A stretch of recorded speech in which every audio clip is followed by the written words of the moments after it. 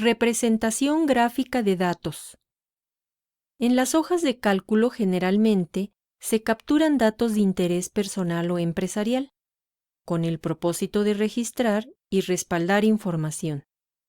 Además, se pueden aplicar operaciones a esos datos como sumas, multiplicaciones, divisiones o aplicarles alguna fórmula o función disponible en la hoja de cálculo.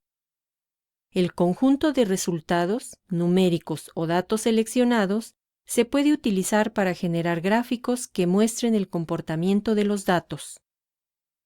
Utilidad del gráfico de datos.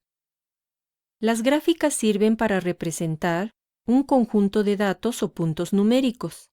Las gráficas se deben observar, analizar e interpretar para determinar el comportamiento de algún proceso de ventas, tendencias estadísticas, toma de decisiones, etc.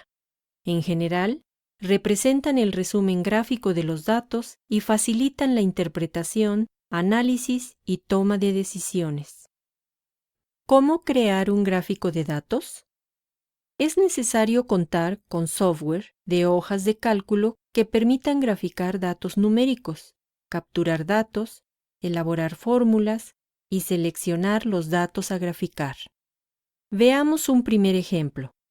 El INEGI reporta que en el año 2010 en México se tenía una población total de 100.510.594 habitantes mayores de 12 años y nos da la cantidad de habitantes por edad cumplida, como se indica en la tabla.